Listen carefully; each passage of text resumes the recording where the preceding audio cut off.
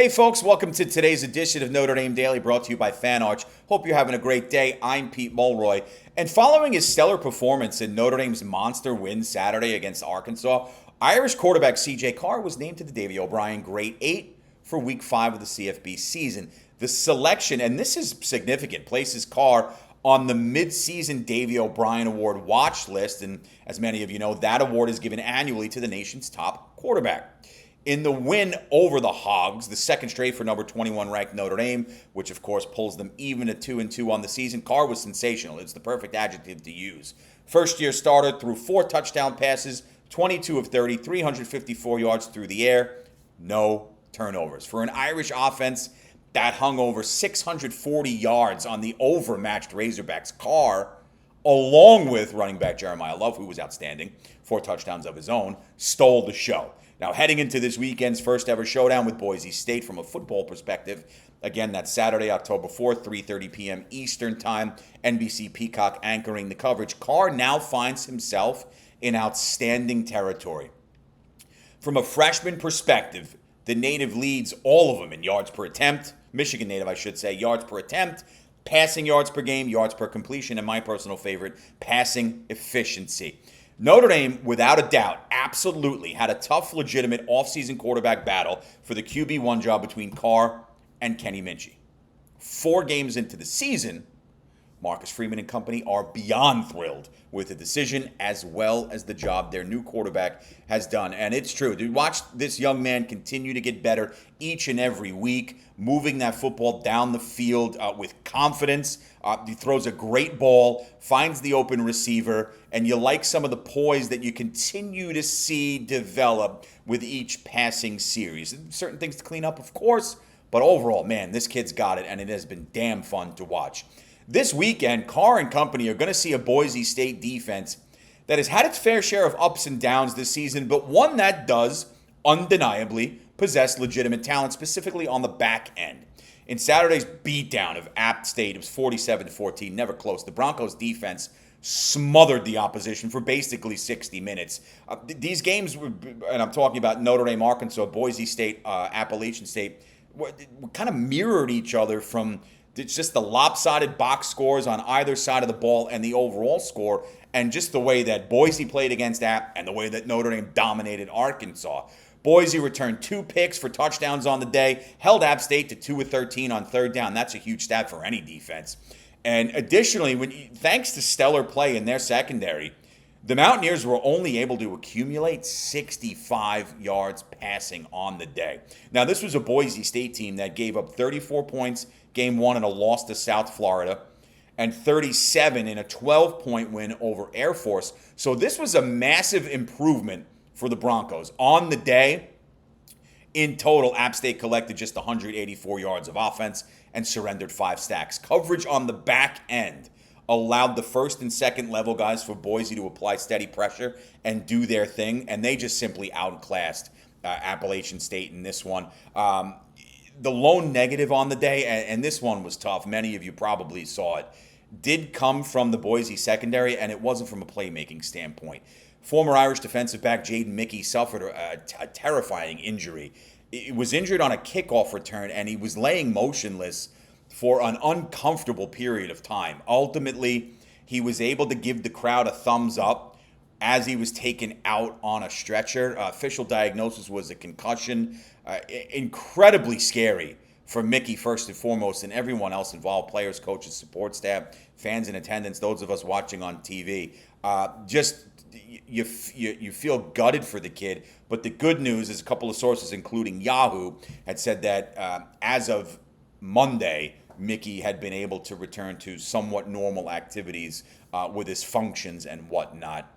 But, to have this go down at any point is just unspeakable and unbelievably scary for this young man.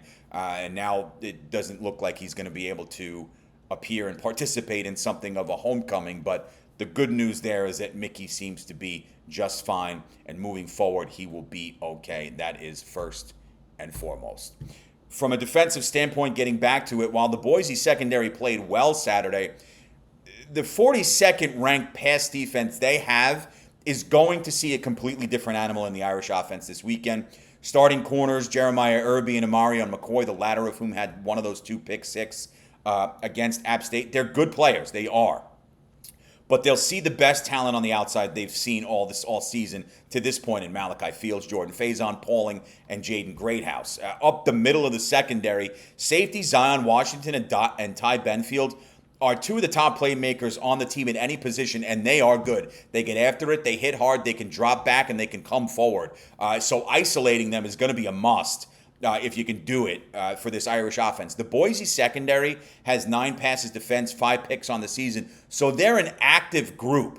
Matchup-wise, it is absolutely going, and this is something we can break down leading into Saturday, but it is absolutely going to be interesting to see what Mike Denbrock throws their way when kickoff comes this Saturday in South Bend. Now, defensively for Notre Dame, they'll see a Boise offense led by quarterback Maddox Matson. Talked a little bit about him yesterday, who continues to play well. He'll be another guy this Irish defense will not want to give too much time to. If you do, he can pick you apart.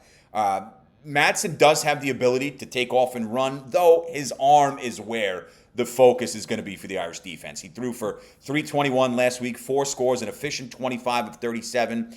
And he's not afraid to spread the wealth. And that's what's significant here for this Boise offense. When the passing game is rolling for the Broncos, Matson is working at a high level and to an even share to 2 tight ends and Matt Lauder and Matt Wagner, his top wideout Latrell Caples, and fellow playmakers on the outside, Ben Ford and Chris Marshall. He'll even distro when their offense is rolling from the passing perspective. And oh, by the way, running back Malik Sherrod is also going to serve a role in their passing game. Up front, however, coming into this weekend, the Boise line suffered a major blow, and it looks like a major loss. With right guard Roger Carrion, he was out of Saturday's game. He left midway through with what looked to be a significant ankle or knee injury. The early reports going into now Tuesday, it don't look good for his ability to play Saturday in South Bend. So that's a huge blow to the right side of the offensive line for Boise State. And overall, Notre Dame will see an offense that's going to rely heavily on the aerial attack, even as against App State. The ground game for Boise, and remember that now Ashton Genty, who was so dominant last year in the Broncos backfield, is now in the NFL. Their run game was basically non-existent. If the Irish can get pressure here, like we saw against Arkansas, where they got to Taylor Green and sacked him 3 times, put pressure on him basically throughout the entire contest, minus that first drive, then allowing their playmakers on the back end time to operate is going to spell a long day for Matson and company. With Leonard Moore still questionable, you're going to need those other guys to continue to step up for this Irish group. But coming off a big performance against a talented Arkansas offense, confidence is as high as it's been for the Gold and Blue defense. So it's going to be really fun and interesting to see how they continue to progress and take that next step as they return home this weekend against Boise State. And you talk about offenses here. While Boise State's offense, specifically the passing game, is capable of packing a nice punch, so is the Irish attack. This is not breaking news. With Carr rolling in the ground game of Jay Love and Jadarian Price leading the charge, the past 3 games for Denbrock's group have been impressive. At just under 480 yards of total offense a game, the Irish 16th in the country in that category. They're also 11th in scoring offense at 44 a game, 16th in passing offense at over 306 yards per game, and they average $173 on the ground per contest. Moving forward for the Notre Dame offense, the recipe, at least to me, is fairly straightforward. Continue to build the strong connections Carr has made with Fields and Faison, pound away at the opposition with the 1-2 punch of Love and Price, and take shots down the field where they make sense. The Irish offense looked unstoppable Saturday in Fayetteville, granted against a weak Arkansas team that just was not ready or up for the challenge and actually cost their head coach his job. Of course, he had something to do with that. I know that. I'm not saying that. Now Notre Dame is in a steady groove offensively. It's going to be real fun to watch, especially as they return home for the first football meeting between the Irish and the Boise State Broncos. Look, the Gold and Blue are a sizable favorite in this one. You continue to stack wins. You're going to be favored in every remaining game you have. Now, you just have to continue taking care of business.